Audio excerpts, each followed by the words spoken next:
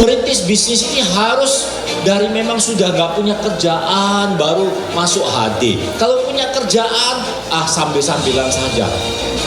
Dan dengar tadi beliau adalah seorang apa?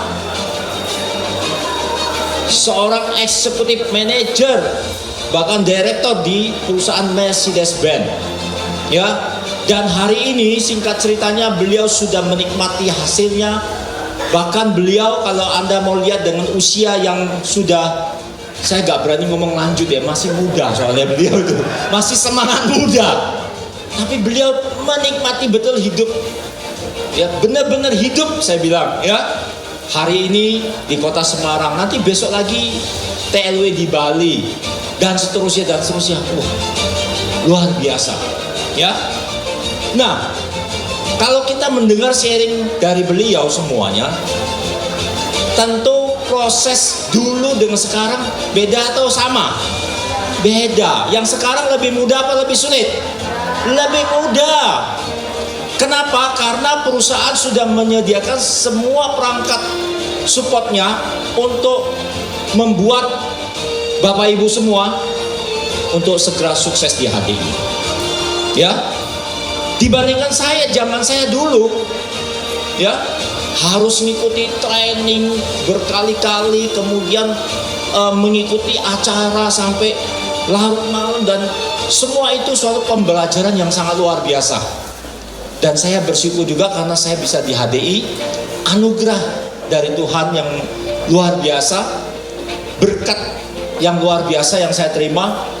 Proses selama 26 tahun saya di HDI, saya nggak bisa bayangkan kalau dulu saya mengundurkan diri, maka hari ini mungkin saya tidak ada di HDI. Dan kalau tidak ada di HDI, pasti hari ini pun saya tidak bisa seperti apa adanya sekarang ini. Ya, nah, berapa banyak sih yang mau sukses di HDI di sini? Wah, luar biasa. Tepuk tangan untuk Anda semua ya. Nah, hari ini saya ingin share suatu tema yang sangat luar biasa. Kalau sukses tapi tidak sehat, kira-kira siapa yang mau? Kalau sukses banyak duit tapi sakit-sakitan, siapa yang mau? Nggak mau. Yang dimaui yang seperti apa? Sukses tapi sehat, sejahtera, tentu keluarganya bahagia ya. Nah, kalau tadi Mr. Donalis sudah banyak sharing tentang teknis, harus ikut training ya kan, harus role play mungkin dan seterusnya. Mungkin saya akan masuk ke sisi yang berbeda. Bukan berarti ini yang terpenting, itu tidak penting, semuanya penting di HDI. Makanya seorang enterprise, bagaimana kita bisa sukses, punya good health, punya kesehatan yang maksimal. Ya, Anda lihat Mr. Donali 70 tahun lebih, 72 apa berapa tadi? 72. 73 lebih tahu Anda daripada saya. Tapi beliau tidak pernah yang namanya mengabaikan kesehatan. Hanya kali itu kena herpes di sini aja bingung dia, atau WA saya ini gimana ini gini. Itu baru herpes. Coba Anda atau saya herpes, herpes kecil. Tapi bagi dia concern banget dengan kesehatan, ya. Oke. Nah, kita semua kepengen merintis karir ini dengan lancar, sukses, tidak ada hambatan. Terutama saya mau sharing, di klinik saya yang datang tuh orang-orang yang middle up. Ya, rata-rata kantongnya berduit. Tapi habis kerja langsung periksa ke klinik, habis kerja langsung periksa ke klinik. Anda bayangin, ada yang sakit gagal ginjal, ada yang sakit jantung, ada yang sakit kanker. Saya memang nggak berani ngomong, Pak, sudahlah Pak, jangan kerja lagi, nggak mungkin kan, ya kan? Tapi yang saya lihat ini menjadi suatu pengalaman fakta di depan mata saya, bahwa orang yang bisa punya uang banyak, naiknya Mercy dan sebagainya, so apa artinya kalau dia tidak hidup sehat? Bisa-bisa kekayaannya, duitnya habis dibayar untuk bayar dokter dan obat dan rumah sakit, betul? Dan ini sudah fakta. Nggak bersyukur kita di HDI. Kenapa? Karena kalau kita betul-betul jalankan bisnis HDI dengan baik, mengikuti sistem yang ada, saya berani garansi uang Anda pasti dapat, kesehatan pun dijamin dapat. Karena saya 26 tahun sehat, puji Tuhan, tanpa harus mengkonsumsi obat, dan hanya makannya adalah ke suplemen di produk HDI. Ya. Jadi itu singkat cerita sukses story saya nggak mungkin cerita panjang lebar, nanti waktu saya sangat singkat sekali. Tapi kalau Anda mau dengar sukses story saya, nanti bisa ketemu saya ya. Yang pertama, banyak sekali orang kurang percaya diri dalam menjalankan bisnis ini. Sebagai contoh, seringkali saya ketemu dengan orang, dia bilang dengan saya, itu juga downline saya, dia bilang, saya ditanyai, kamu ini kerja apa? Oh, saya pemasok madu. Ya, oh kamu jual madu ya? Iya. Ya itu sambilan saja, dia bilang. Maksudnya gimana? Maksudnya kalau dia ngomong gitu, berarti dia tidak percaya diri, tidak confident, tidak pede. Kenapa sih gak mau bilang, oh saya enterprise HDI, produknya adalah B produk, suplemen salah satunya madu. Kan gitu toh harusnya. Nah, hati-hati. Orang yang kurang percaya diri dapat menghambat kesuksesan kita. Maka dari itu, poin yang pertama saya ingin sarankan Bapak Ibu semua, harus to be confident. Percaya diri. Kalau Anda percaya diri, saya berani taruhan, saya berani jamin Anda akan lebih gampang untuk memperkenalkan bisnis ini kepada orang lain. Tapi kalau Anda ragu-ragu, tidak percaya diri, orang tuh bisa lihat kita percaya diri apa tidak. Orang ini ragu-ragu, apalagi jelaskan bisnisnya peletot-peletot, ya produknya apalagi pokoknya bisa sembuh, gimana cara kerjanya nggak tahu pokoknya. Kira-kira percaya nggak? Nggak percaya, karena kita tidak percaya diri. Nah, bagaimana caranya mengasah diri kita untuk percaya diri? Tentu kata kuncinya harus banyak belajar. Belajar dengan upline, belajar dengan pertemuan, belajar dengan sistem, belajar semua yang bisa kita belajar dengan buku dan sebagainya. Ya, oke. Poin yang kedua, jangan pernah takut gagal. Sebab apa? Sebab bisnis apa sih yang tidak pernah gagal terus bangkit lagi?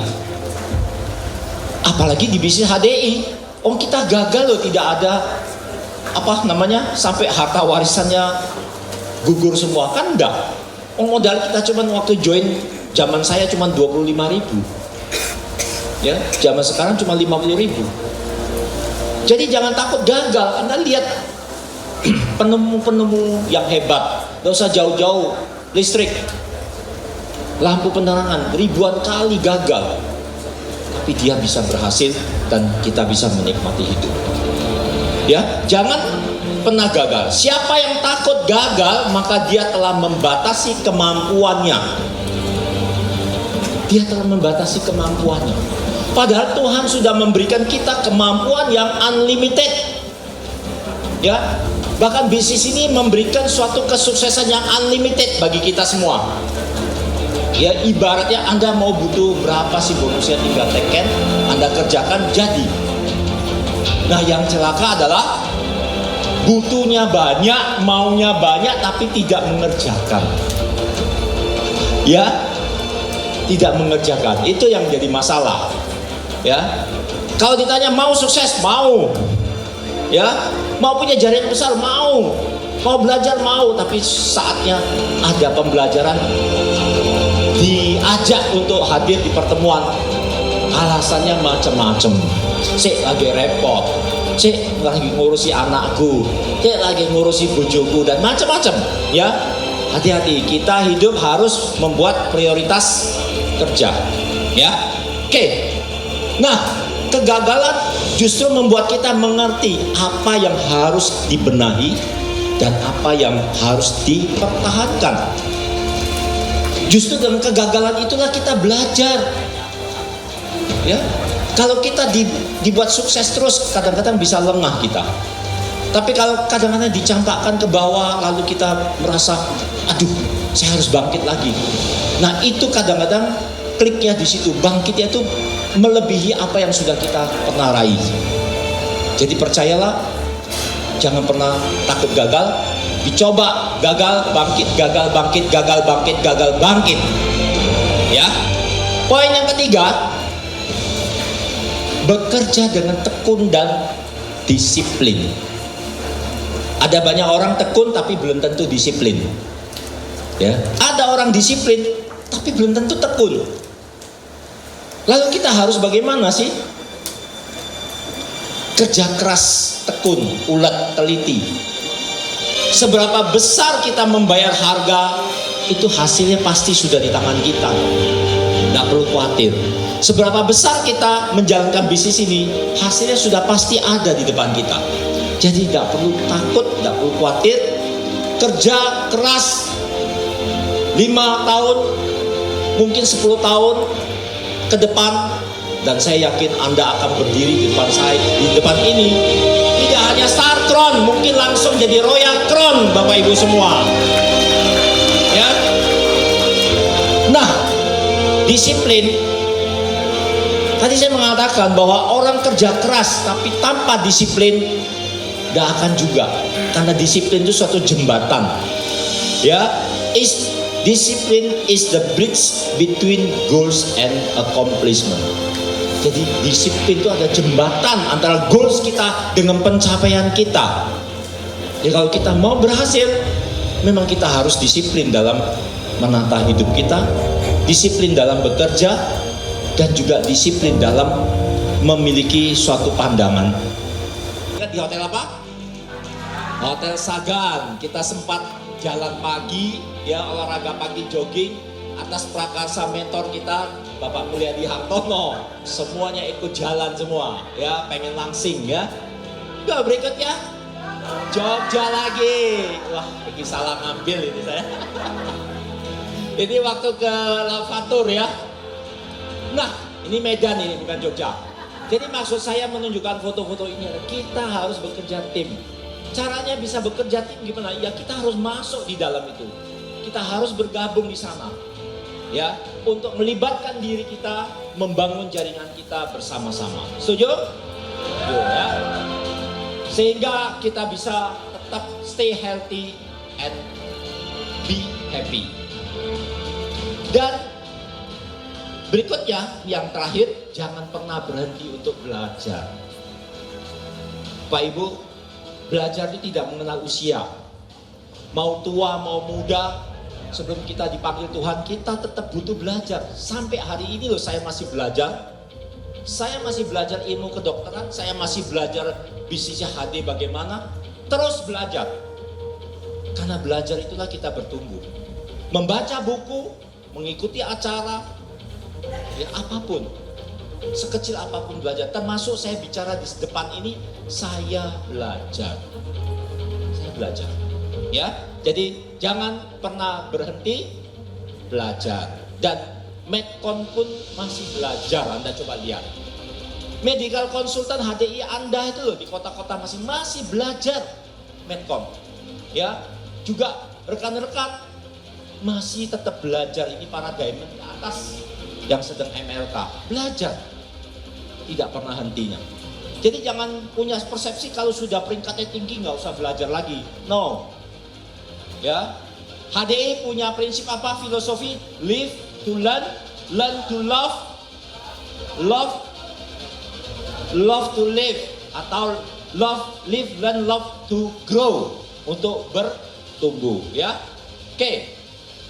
Nah, ini kebetulan bukan karena selesai berhenti belajar, tapi kami diberi kesempatan belajar dan mendapatkan apresiasi dari perusahaan. Jadi satu-satunya di wisuda, ya. Sudah ada Pak Mul, ada Pak Adi, ada saya, ada Bu Ike, ada istri saya, ya. Next, berikutnya, keluar dari zona nyaman. Ini bahaya kalau tidak keluar dari zona nyaman. Biasanya yang sedang nyambi di pekerjaan yang lain. Allah, saya tidak berhasil di HD, saya masih punya penghasilan. Allah, saya tidak berhasil di HD, saya masih bisa makan. Apalagi punya pandangan Allah, saya tidak berhasil di HD karena warisan saya banyak. Zona nyaman. Kiranya kita bisa segera keluar dari zona nyaman ini, ya. Bahkan lebih baik zona takut, zona belajar, bahkan zona bertumbuh. Ya, di sini katakan kalau zona bertumbuh, Anda punya impian, Anda punya target. Anda punya suatu mentargetkan goals Anda nanti setahun ke depan, 2 tahun ke depan, 3 tahun ke depan mau jadi apa. Ya, dan sampai hari ini pun saya sudah mengajarkan anak-anak saya. Setahun ke depan Anda mau jadi apa, 2 tahun ke depan jadi apa, 3 tahun mau seperti apa, itu sudah harus di planning sekarang. Kita hidup itu nggak bisa glending begitu saja, ya. Oke, nah. Kemudian, nah ini yang terakhir. Dari tadi ngomong terakhir, ternyata ini yang terakhir. Jangan lupa jaga kesehatan. Jangan mentang-mentang aku target pokoknya mau sukses, pokoknya jam kerjanya jam 7 pagi sampai jam 12 malam tiap hari baru pulang. 3 hari berikutnya ambruk. Libur 1 minggu karena sakit, keroan lah, apalah. Jangan seperti itu. Jadi kita harus tetap menjaga kesehatan ini. Di kapal persial pun saya sempatkan olahraga Bapak Ibu. Kenapa? Kok asik. Sendirian, kalau asik ada 2 sama cewek itu asik ya. Oke. Manfaat daripada olahraga itu banyak sekali, saya tidak perlu jelaskan. Yang jelas memberi kita lebih memiliki stamina, tidak mudah kena penyakit. Lalu apa? Lebih segar, lebih bugar, bahkan bisa menjauhi kita dari penyakit-penyakit yang berbahaya.